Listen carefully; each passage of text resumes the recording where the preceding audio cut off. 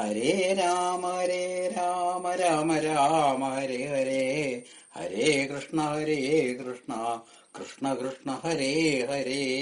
സർവത്ര ഗോവിന്ദനാമ സങ്കീർത്തനം, ഗോവിന്ദ ഗോവിന്ദ.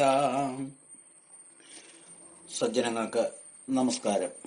നമ്മുടെ ഇന്നത്തെ ചിന്താ വിഷയം ശ്രീമദ് ഭാഗവതം പ്രഥമസ്കന്ധത്തിലെ 14-ാമത്തെ അധ്യായത്തിലെ പ്രമേയമാണ്.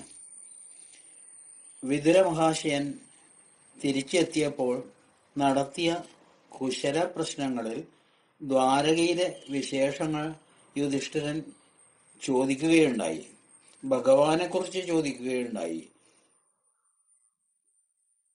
അതിന് വിതുരർ യാതൊരു മറുപടിയും നൽകിയില്ല.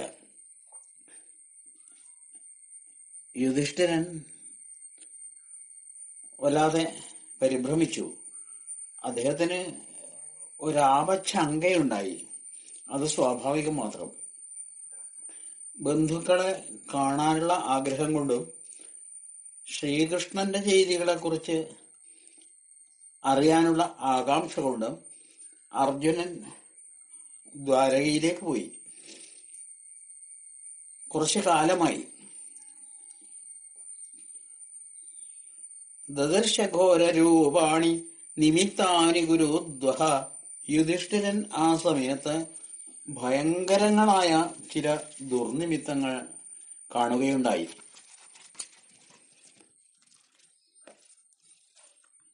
ഇവിടെ 3 മുതൽ 5 വരെയുള്ള ശ്ലോകങ്ങളിലായി യുധിഷ്ഠിരൻ കണ്ട അധിക ദോഷകരമായ നിമിത്തങ്ങളെക്കുറിച്ചാണ് വർണ്ണിക്കുന്നത്.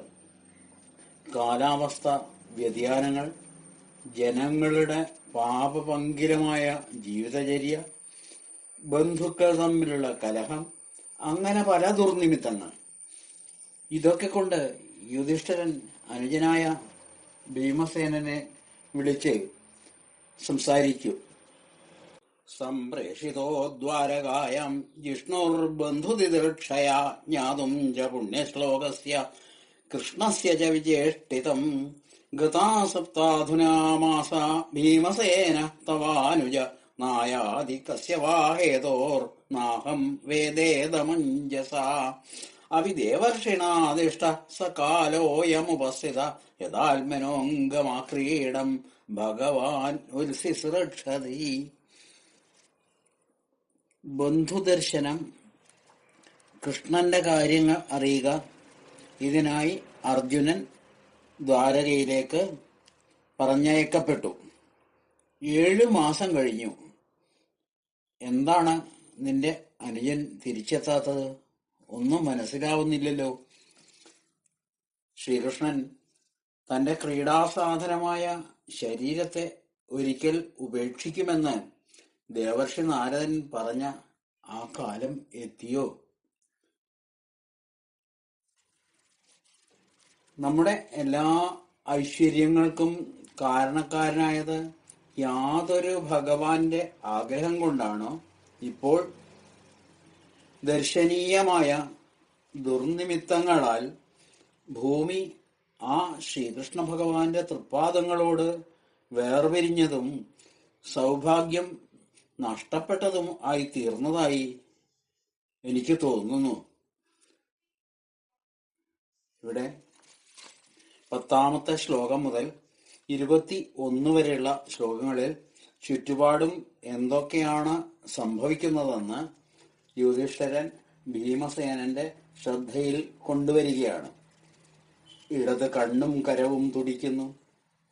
മനസ്സിൽ നടുക്കം അനുഭവപ്പെടുന്നു. പെൺകുറുക്കൻ സൂര്യനെ നോക്കി ഒരിയിടുന്നു. നായ എന്നെ നോക്കി ഒരിയിടുന്നു. പശുക്കൾ ഇടംതിരിഞ്ഞും മറ്റ് മൃഗങ്ങൾ വലംതിരിഞ്ഞും നടക്കുന്നു. തേർ കുതിരകൾ നിലവിളിക്കുന്നു. അങ്ങനെ അങ്ങനെ എണ്ണിയാലൊടുങ്ങാത്ത ദുർനിമിത്തങ്ങൾ കാണുന്നു.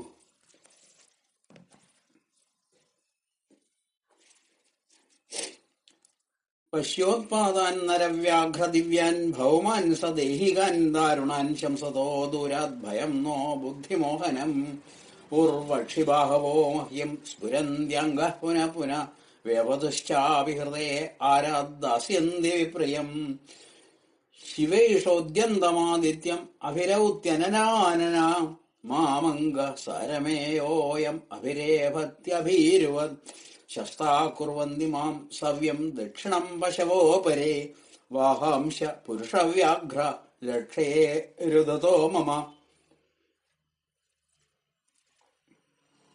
അങ്ങനെ പല സംഭവങ്ങളുമാണ് ചുറ്റും നടക്കുന്നത്. മന്യ ഏതൈർമഹോൽപാദൈർനൂനം ഭാഗവതപദേ അനന്യപുരുഷ ശ്രീഭിർഹീന ഭൂർഹത സൗഭഗ. അന്യപുരുഷന്മാർക്കില്ലാത്ത ശോഭയോടുകൂടിയ ശ്രീകൃഷ്ണ ഭഗവാന്റെ തൃപ്പാദങ്ങളോട് വേർപിരിഞ്ഞ് ആ സൗഭാഗ്യം നഷ്ടപ്പെട്ടവളായിത്തീർന്നു ഭൂമിദേവി എന്ന് യുധിഷ്ഠിരൻ അനുമാനിക്കുന്നു. അങ്ങനെ ചിന്തിച്ചു കൊണ്ടിരിക്കെ അർജുനൻ തിരികെ എത്തി. തൻ പാതയോർ നിപതിതം അയഥാപൂർവമാതുരം അധോ വദനമബിന്ദൂൻ മുഞ്ചന്തം നയനാബ്ജയോ വിലോക്യോദ്വിഗ്നഹൃദയോ വിച്ഛായമനുജം നൃപ പൃച്ഛതി സ്മ സുഹൃന്മധ്യേ സംസ്മരൻ നാരദേരിതം. മുൻപെങ്ങും കാണാത്ത വിധത്തിൽ പരവശനായിട്ട്, മ്ലാനവദനായിട്ട്, അധോമുഖനായിട്ട് കാൽക്കൽ വീണ് നമസ്കരിച്ച അർജുനനെയാണ് യുധിഷ്ഠിരൻ കാണുന്നത്. നാരദര് പറഞ്ഞതോർത്തുകൊണ്ട് തന്നെ യുധിഷ്ഠിരൻ ഉറ്റവരുടെ മധ്യത്തിൽ വെച്ച് കാര്യങ്ങൾ തിരക്കി. യുധിഷ്ഠിരൻ ദ്വാരകയിലെ വിശേഷങ്ങളെക്കുറിച്ച് വളരെ വിശദമായി തന്നെ ആരായുകയാണ്. കച്ചിദാനർത്ഥപുര്യം സ്വജനാ സുഖമാസതേ മധുഭോജദശാരഹാരഹ സാത്വകാന്ധകവൃഷ്ണയ ശൂരോ മാതാമഹ കച്ചിത് സുസ്യാസ്തേ വാധമാരിഷ മാതുലസാനുജ കച്ചിത് കുശല്യാനകദുന്ദുഭി സപ്തസ്വസാരസ്തത്പത്ന്യോ മാതുലന്യസഹാത്മജ ആസതേ സസ്നുഷാക്ഷേമം ദേവകീ പ്രമുഖ സ്വയം. ഇങ്ങനെ ഓരോരുത്തരുടെയും പേരെടുത്ത് തന്നെ അവരുടെ ക്ഷേമ വിവരങ്ങൾ ആരായുകയാണ് യുധിഷ്ഠിരൻ. ഭോജ, വൃഷ്ണി, അന്ധക, ദാശാർഹരൊക്കെ സുഖമായിരിക്കുന്നുവോ? മുത്തച്ഛൻ ശൂരസേന മഹാരാജാവ് സുഖമായിരിക്കുന്നില്ലേ? അമ്മാവനായ വസുദേവരുടെ ഇപ്പോഴത്തെ അവസ്ഥ എന്താണ്? അവിടെയുള്ള സ്ത്രീജനങ്ങൾക്കും മറ്റു വേണ്ടപ്പെട്ടവർക്കും ഒക്കെ ക്ഷേമമല്ലേ? കംസപിതാവായ ഉഗ്രസേനൻ എന്ന രാജാവ് ജീവിച്ചിരിക്കുന്നുവോ എന്നന്വേഷിച്ചു. അക്രൂരൻ, ജയന്തൻ, ഗദൻ, സാരണൻ, ശത്രുജിത്ത് തുടങ്ങിയ എല്ലാ യാദവന്മാർക്കും ക്ഷേമമല്ലേ എന്ന് തിരക്കി. കച്ചിദാസ്തേ സുഖം രാമോ ഭഗവാൻ സാത്വതം പ്രഭു. യാദവ പ്രഭുവായ ശ്രീ ബലരാമൻ സുഖമായിരിക്കുന്നുവോ എന്നുകൂടി അന്വേഷിച്ചു. തുടർന്ന് ശ്രീകൃഷ്ണന്റെ പുത്രന്മാരെ മുഴുവൻ തിരക്കി. സുഷേണശ്ചാരുദേഷ്ണശ്ച സാംബോ ജാംബവതീ സുത അന്യേജ കാർഷ്ണിപ്രവരാ സപുത്രാർഷഭാദയ തഥൈവാനുചരാ ശൗരേ ശ്രുതദേവോദ്ധവാദയ സുനന്ദനന്ദശീർഷ്ണ്യായേ ജാന്യേ സാത്വദർഷഭ അഭിസ്വസ്യാസതേ സർവേ രാമകൃഷ്ണഭുജാശ്രയ അഭിസ്മരന്തി കുശലമസ്മാകം ബദ്ധസൗഹൃദാ. രാമകൃഷ്ണന്മാരുടെ ഭുജബലത്തെ ആശ്രയിച്ചിട്ടുള്ളവരായിട്ട് ദ്വാരകയിൽ ആരെല്ലാമുണ്ടോ അവരെ കുറിച്ചെല്ലാം അറിയാനായി യുധിഷ്ഠിരൻ ആഗ്രഹം പ്രകടിപ്പിച്ചു. ഒടുവിൽ ഭഗവാനപി ഗോവിന്ദോ ബ്രഹ്മണ്യോ ഭക്തവത്സല കച്ചിത് പുരേ സുധർമായാം സുഖമാസ്തേ സുഹൃദ്വ്രത മംഗളായ ച ലോകാനാം ക്ഷേമായ ച ഭവായ ച ആസ്തേ യദുകുലാം ഭൂതാവാദ്യോനന്ദസഖ പുമൻ. ബ്രാഹ്മണ ഭക്തനും ഭക്തവത്സലനും സദ്ഗുണസമ്പന്നനുമായ ശ്രീകൃഷ്ണ ഭഗവാൻ ദ്വാരകാപുരിയിലെ സുധർമ്മ എന്ന തന്റെ സഭയിൽ സുഹൃത്തുക്കളാൽ പരിവൃതനായി സുഖമായി വാഴുന്നില്ലേ എന്ന് അന്വേഷിച്ചു. സാക്ഷാൽ ശ്രീനാരായണൻ തന്നെ യദുവംശമാകുന്ന സമുദ്രത്തിൽ ആദിശേഷനായ ബലരാമനോടുകൂടി ലോകമംഗളത്തിനായി ലോകക്ഷേമത്തിനായി വാഴുന്നതാണെന്ന് യുധിഷ്ഠിരന് പൂർണ്ണ വിശ്വാസമുണ്ട്. മഹാവിഷ്ണുവിൻ്റെ കൃഷ്ണാവതാര വേളയിൽ ദൗത്യ നിർവഹണത്തിനായി സഹായത്തിനായി ഭൂമിയിൽ വന്നു പിറന്ന അപ്സരസ്സുകളെക്കുറിച്ചും യദുവംശത്തിൽ വന്നു പിറന്ന മറ്റുള്ളവരെക്കുറിച്ചും ഇവിടെ വിസ്തരിച്ച് വർണ്ണിക്കുന്നു. എല്ലാം സ്മരിച്ച ശേഷം, ഉണ്ണി അർജുന, നിനക്ക് സുഖമല്ലേ? എന്താണുണ്ണി മുഖം വാടിക്കാണുന്നത് എന്നും അന്വേഷിച്ചു. 39 മുതൽ 44 വരെയുള്ള ശ്ലോകങ്ങളിൽ അർജുനനെ അങ്ങനെ കാണാൻ ഇടയാക്കിയത് എന്തെന്ന കാര്യങ്ങളാണ് യുധിഷ്ഠിരൻ ചിന്തിക്കുന്നതും ആരായുന്നതും. രാജാവിന് ആദ്യമേ ഉണ്ടായിരുന്ന മനക്ലേശം അർജുനന്റെ അപ്പോഴത്തെ അവസ്ഥ കണ്ട് 10 മടങ്ങ് വർദ്ധിച്ചു. ഓരോരുത്തരെക്കുറിച്ചും എടുത്തെടുത്ത് ചോദിക്കുന്നതും അതുകൊണ്ടുകൂടിയാണ്.